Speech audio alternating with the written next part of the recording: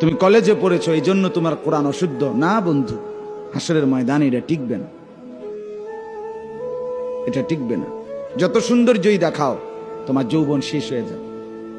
এ চুলের মাতবরি, প্যান্টের মাতবরি, অহংকারী, হ্যাঁ না দোস্ত, তোমার এত কত বালা বালা ব্যাট হয়ে ধুতে লাইছে, সোজা হইয়া গেছে তারের মতো তোমার মাতবরি।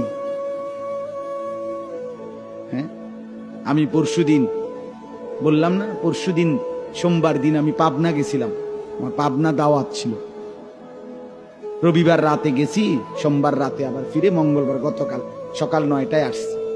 তো পাবনা আসরের আগে বয়ান শেষ করে আসরের পরে এই সোমবারে পাবনা মানসিক হাসপাতালে যে পাগলখানা যেটা দেখতে গেছি।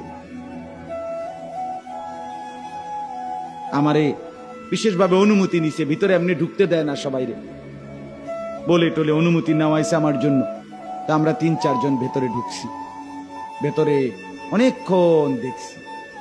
বিশ্বাস করো ছেলেরা, এ তুম করে বলি ভাই, এ কয়জন আছো, যে কয়জন তোমাদেরকে বলি ভাই, আল্লাহর কসম আমি নিজ চোখে দেখছি, শতকরা 100 জনের মধ্যে 98 জনই যুবক, 2 জনও হবে না বুড়া। বুঝছেন চাচা, তাগড়া তাগড়া ছেলে, পাগল। এক ছেলের জিজ্ঞাসা করলাম তোমার নাম কি বাবা? চিনছেন না আপনি আমাকে? আমি রবীন্দ্রনাথ ঠাকুর। তাইলে সে সুস্থ?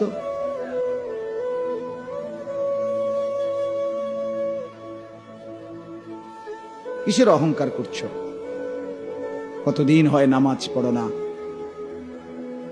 কত নারী দেখলে, কত উলঙ্গ ছবি দেখলে, মোবাইলে নাচ গান দেখলে শখ মিটবে?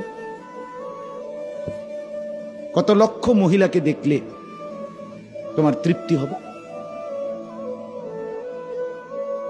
বলো ভাইয়া, এই চুল কতবার কত দিকে কাটলে সুন্দর হবে? বলো। দুশ্মন তো তোমার স্থির হতে দেয় না, 3 মাসে 2 মাস পর পর তোমার ডিজাইন বদলায় দেয়। তোমারে কখনো ভীমরুলের মতো, কখনো খরগোশের মতো, কখনো সজারুর মতো, কখনো কচ্ছপের মতো, এক এক সময় তোমারে এক এক আজব আজব প্রাণীর মতো বানায়। বলেন আমাদের ছেলেদের ভবিষ্যৎ কি? আমাদের এই তাগড়া জওয়ান ছেলেদের ভবিষ্যৎ এটা কোনো সুস্থ স্বাভাবিক চুল হইল? একদম এদিকে কাইটা সাপ কইরা মাঝখান দিয়া পাখির বাসার মতো চুল রাখা, ঠিক কি?